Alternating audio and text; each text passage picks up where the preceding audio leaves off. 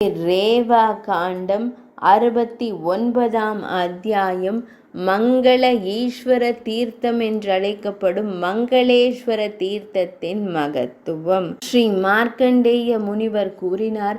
பின்னர் அனைத்து மக்களின் நலனுக்காக விருப்பத்துடன் பூமியின் மகனால், அதாவது செவ்வாயால் நிறுவப்பட்ட சிறந்த மங்களேஸ்வரரிடம் செல்ல வேண்டும்.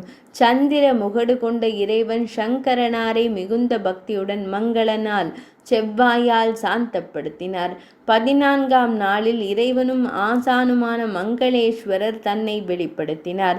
மேலும் கூறினார், அன்புள்ள மகனே, நீ பெற விரும்பும் அற்புதமான வரத்தை எனக்கு கூறுவாய். மங்களநாதனே, அதை நான் தமக்கு வழங்குவேன். மங்களர் கூறினார், சங்கரனாரே, சங்கம், எனக்கு இந்த உதவியை செய்யுங்கள். நான் உங்கள் கை கால்கள் வியர்வையிலிருந்து பிறந்து ஒவ்வொரு பிறவியிலும் கிரகங்களின் நடுவில் இருக்கட்டும். ஈசானரே, உங்கள் தயவால் நான் அனைத்து தேவர்களாலும் வணங்கப்படுவதற்கு தகுதியானவன். இன்று நீங்கள் எனக்கு முன் தோன்றியதாலும் என்னுடன் உரையாடியதாலும் நான் ஆசீர்வதிக்கப்பட்டேன். தேவர்களின் தலைவர்களின் தலைவரான என் பெயருக்கு பிறகு மங்கள மகேஸ்வரர் இந்த புனித இடத்தில் தங்கியிருங்கள். பகவான் அப்படியே ஆகட்டும், அன்பான மைந்தனே என்று கூறி மறைந்தார். மங்களர் தனது சொந்த யோக சக்தியால் மகேஸ்வரரை நிறுவி திரிசூலத்தை ஏந்திய இறைவனை வணங்கினார்.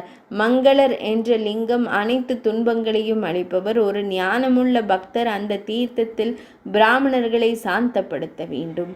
அவர் பிராமணர்களை அவர்களது மனைவியரையும் சமாதானப்படுத்துவார்.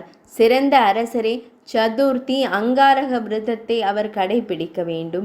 அதன் முடிவில் ஒரு பசுவையும் நுகத்தை சுமக்கும் திறன் கொண்ட காளைகளையும் ஒரு பிராமண தம்பதியினருக்கு, ஆண் மற்றும் பெண், அவர்களுக்கு வழங்குகிறார். பிராமணர் கற்றவராகவும் வேதத்தில் தேர்ச்சி பெற்றவராகவும் இருக்க வேண்டும். காளை சின்னம் கொண்ட மகாதேவர் அவரது மனைவியுடன் மகிழ்ச்சி அடையட்டும் என்று கூறி சிவபெருமானுடன் பரிசளிக்க வேண்டும். பாண்டுவின் மைந்தனே, ஒரு இணை சிவப்பு ஆடைகளை பரிசளிக்க வேண்டும். நுகத்தை தாங்குபவர்கள் காளைகள் சிவப்பு நிறத்தில் அல்லது வெள்ளை அல்லது கருப்பு நிறத்தில் இருக்கலாம். ஒரு குடை, மங்களகரமான படுக்கை, சிவப்பு மாலைகள் மற்றும் ஆடைகள் தூய இதயத்துடன் வழங்கப்பட வேண்டும். பாண்டுவின் சிறந்த மைந்தனே, இருள் மற்றும் ஒளி நிறைந்த 15 தினங்களிலும் 4வது மற்றும் 8வது தினங்களில் ஸ்ராத்தமும் செய்யப்பட வேண்டும். பணத்தை செலவழிப்பதில் எந்த தயக்கமும் இருக்கலாகாது. இதன் மூலம் இறந்த ஆன்மாக்கள் ஒரு யுக காலத்திற்கு மகிழ்ச்சி அடைகின்றன. அரசரே, ஒவ்வொரு பிறவியிலும் மனிதன் மகன்களால் ஆசீர்வதிக்கப்படுகிறான். அரசரே, தீர்த்தத்தின் சக்தியால் பக்தன் ஒவ்வொரு அங்கத்திலும் அழகாக இருப்பான்.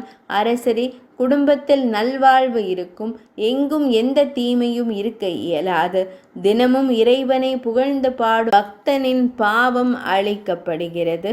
69ஆம் அத்தியாயம் இனிதே நிறைவடைந்தது.